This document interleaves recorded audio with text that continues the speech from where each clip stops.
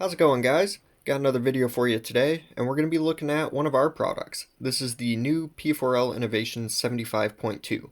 It's a two-channel car amplifier, Class AB, and we're going to be looking at its features, and I'm going to give you a little demo of it. So, this amplifier is handmade in the US.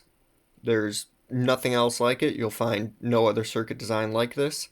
It is a one of one. So, let's dive in and show you what it's all about. So if we take a look at the left side of the amp, you can see something pretty unique. We have separate filters for the right and left channel. Now, this is pretty useful if you wanted to run it in essentially a dual mono type setup, to where if you had a sub on one channel and some mids and highs on the other. And that's actually how I'm going to be running it for you today. You can see we have a switch here just to select between low pass, full range, and high pass. Same thing on the other side. And our high pass filter is fixed at 80 Hz and the low pass is fixed at 100. Any other adjustments you ever need to make, you can more than likely do on your head unit. But I've been running these amps just with using the filtering internally, and they've been phenomenal. Now, the reason we didn't do a bunch of adjustments, like potentiometers and stuff like that for the filters, is that it adds a lot of complexity to the amp.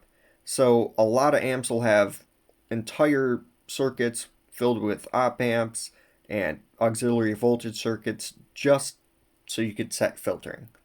Now, most modern head units have all that built in, so why add it into the amp? Why add all that complexity? So this is much simpler. The filtering in these amps is completely passive, so it's using all passive components to do so, and the only op amps that are in it are a pair of 072s that feed or boost up the signal going to the output ICs. But other than that, all the filtering is completely passive, which makes it very reliable. The only potentiometer you can see, we have our gain here. Functions just like a gain on any other amp. RCA inputs, and we do have a clip indicator. So that's definitely a nice feature to have, especially on an amp this size. Some amps these days still don't have that, so very useful to have. So if we turn the amp around, look at the power inputs, you can see we have removable power and speaker connectors. So this is nice not only if you were going to have this in a semi-removable install, but if anything ever happens to where the screws get stripped or something gets broken, you can just replace the connector. No need to send the amp in for repair. So these power inputs, these are 8 gauge, and our speaker outputs and remote are 16 gauge. So you can see there the remote inputs on the far right, and then the other terminals, that's your speaker outputs. And then we just have a power LED there. So very simple, not a lot to it. And we'll go over some power ratings and some other features. Alright, so I brought in one of our prototype units here just to show you that it does have onboard fusing. Fuse is located right behind the end cap here. So in case anything ever were to happen, it does have built-in fusing to protect itself and to protect your vehicle. And like I said, this is one of our prototypes. You can see it is extremely weathered. It went through about 100 hours of environmental testing, went through a bunch of vibration testing, and it does still work. So there is no issues with this unit, but it has been revised since. So this is now just a kind of a shelf piece. Anyways, we'll go over some power ratings here. So the amp is rated at 14 volts or 14.4 volts of input. It is rated at 25 watts by 2 at 4 ohms, 45 watts by 2 at 2 ohms, and 75 watts by 2 at 1 ohm. So yes, this is a 1 ohm stable amplifier. And we do rate them at all the way up to 16.2 volts. It's rated at 30 by 2 at 4 ohms, 50 by 2 at 2 ohms, and 82 by 2 at 1 ohm. So definitely not a super high power amp, but in big builds, this will be extremely useful for running small mid-ranges and tweeters. And in smaller everyday builds, this would be perfect for running some door speakers, 6x9, stuff like that. So if we go over some of the other features here, like I said, it's rated up to 16.2 volts of input and down to 10 volts of input. We got 0.04% THD at 80% of rated power. So very clean output. And at rated power is 1% THD. And like I said earlier, we got our clip indicator there. That comes on also at 1% THD. The dampening factor of these is greater than 70, and signal to noise ratio is right around 78 dB. And it does have built-in overcurrent protection, short circuit protection, and over temp protection. So if anything does go wrong, it's got all that covered. So I think that about covers the all the features of it. Oh, and the end caps here are 3D printed. They are PETG with carbon fiber reinforcement, so plenty strong. And like I said, this did have end caps on it when it went through all of its testing, and we never had an issue with them. So very strong. They'll hold up for a long time. So I'm going to get this unit hooked up here. That way you can hear how it sounds. Alright, we have the amp all powered up, and one channel is going to be powering this little 8-inch sub at 1 ohm, and the other channels will be powering this little dual 6.5 single tweeter thing that I threw together, and that's right around 2 ohms. So we'll get it playing.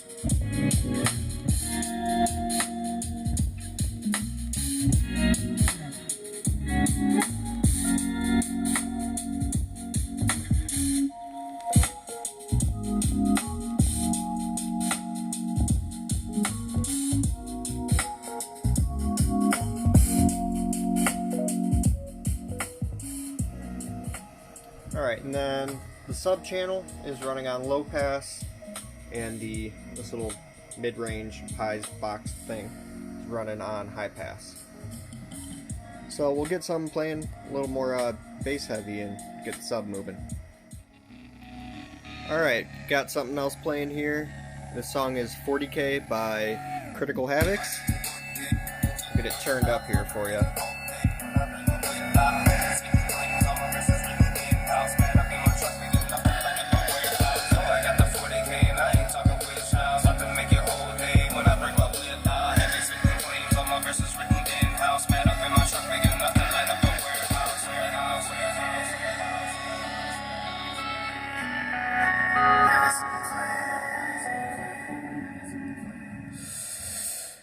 Truck, best believe I got lots of power. My shit always full till like the Pisa Tower. You look dirty, take a shower, giving demos by the hour. I think my wolf is giftless, man. I send his mama flowers.